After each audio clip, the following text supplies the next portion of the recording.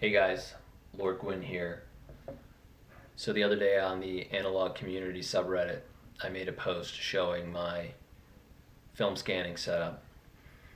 In that post, I talked about how I had created a mask in Lightroom to account for light fall off, orange haze, vignetting that sometimes shows up as an artifact when doing film scanning with a digital camera. I mentioned that I might make a video guide on how to create the mask that I made. So here it is. A couple disclaimers. I am not a professional photographer. I'm just a hobbyist. I'm also not a Lightroom super user, so there may be a better way to go about doing this, but this is the way that I found that works for me. Also, shout out to Arno G on the Negative Lab Pro forum who tipped me off to this idea. So this is an alternative to using Lightroom's built-in functionality, the flat field correction. I find flat field correction to be extremely frustrating to use. It often doesn't work, and it also has to create duplicates of every one of your image files. So the amount of storage space really starts to add up when you're using it. As opposed to this method, which basically you just create a preset within Lightroom that you can apply to your imported photos. It's very seamless and simple. Okay, so to get started, what you'll need to do is set up your digital scanning setup. I would set it up the way you would normally scan film. Position everything the way you would normally do it. Even focus on a negative. And another thing that I think is important is, for the sake of reproducibility and making sure that the light fall off pattern is the same, it may be helpful to mark exactly how high your camera is set up or the positioning of your light source. So get that all set up, and then you're going to take a image of just your light source without the film carrier. So remove the film carrier, take a picture of your light source. I have also tested this using a blank negative inside the film carrier, which also works, but I think in terms of visualizing the histogram, just a blank image of the light source is a little bit easier to work with, and the light pattern, at least in my situation, is the same in both cases. Okay, so take that picture of the light source and bring it into Lightroom, and that's what we have here. This is a blank image of my light source with the film carrier removed. Now what we're going to do is go over here to the mask tool, and we're going to add a luminosity mask. So go to range, luminance range, and you're going to click in a corner of the frame where the light fall off is likely to be. So click here, and you can kind of start to see that there's this elliptical pattern of light fall off. Now, the luminance range mask starts with the low range. So take the slider over here on the right side and increase it until you can start to get a feel for the elliptical pattern of the light fall off. Now, we're not actually going to be using this mask in the final preset. This is just the template by which we're going to add a second mask. So go to create new mask, go to radial gradient, and create a radial gradient mask. Now you want this to be about the size of the elliptical pattern within the luminance range mask. It doesn't have to be exact, but just an approximation to start. Now we don't want to use the interior of this new mask to adjust exposure. We want to use the exterior, so you have to go here to the top right and click invert, and then it changes to everything outside the ellipse.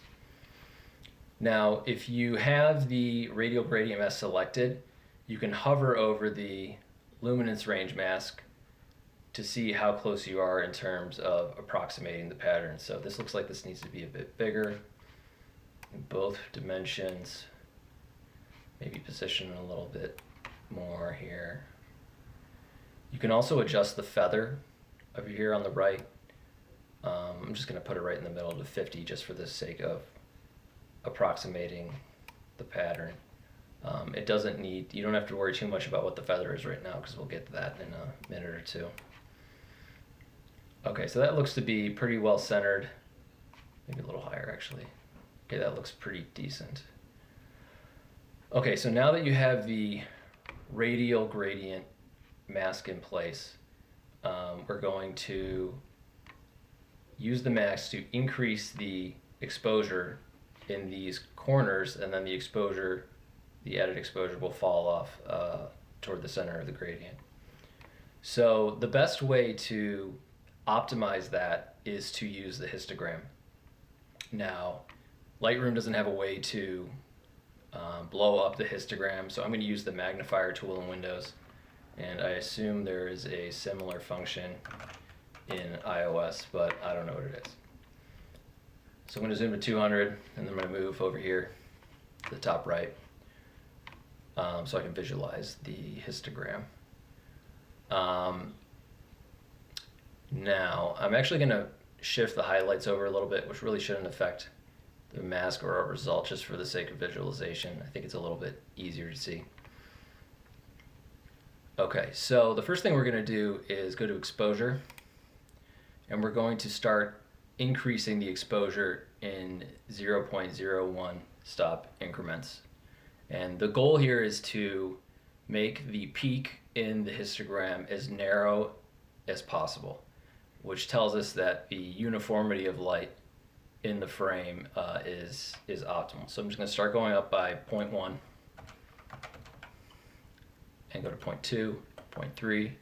Now you can see it's starting to get more narrow. 0.4, 5, 6, 7 looks pretty narrow, pretty peaked. Let's see if 8 is it better or worse. Might be worse. So I think 0.07 is probably the best. Okay, so we'll stop there. Then the next thing you're going to adjust is the feather. So you can kind of slide it back and forth, and you can see it starts to shift the peak a little bit. And again, you're trying to get it to the point where it's the most narrow and peaky. And it's probably hard to see in this video because it's very subtle, but I think on your screen it's a little bit easier.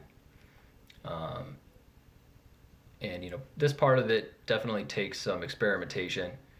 You can also try, you know, taking a photo you have of like a dark scene and making adjustments here and then applying the mask and seeing how it looks. I think 60-ish looks pretty narrow, so I'm going to stop there. Okay, now I'm going to get out of the magnifier tool. Alright, so now we no longer need this luminance range mask as a template, so I'm going to delete that. We just need our radial gradient mask. Okay, so that's the mask. Next thing you're going to do is turn this into a preset. So go to preset, create preset. I'm just going to call this film mask test 2. It's already have a film mask test. You're going to only highlight the mask, get rid of everything else. Okay, so now you can easily apply this mask to your images. So just as an example here, I'm going to switch over to a picture of my cat. So this one does not have the mask applied. And you can see most obviously in this corner that there's this sort of haziness. And that's typically where you're going to see this artifact, is like in dark sections or dark scenes, underexposed negatives. You'll see this orange haze start to creep into the photos and a lack of contrast. So just to show kind of the effect, I'm going to hover over the preset, which will show it applied, and then take it away so you can kind of see the difference. So here we go, back and forth. So without, without, with. So you can see with the mask applied, that haziness is diminished, the contrast is better, and overall the lighting across the frame is much more even. Here's another one I made. This is the one I use, which is a little more, I think, a little heavier on the exposure adjustment. But again, to me, it's a pretty obvious improvement, and I've seen this over a number of different photos I've taken. So that's it. It's pretty easy to do overall. To me, it's definitely an improvement over flight field correction. It's not perfect, but I think the ease of use kind of makes up for its deficiencies. So anyway, hope that's helpful to someone. Let me know what you think in the comments. Like, comment, subscribe. Squarespace.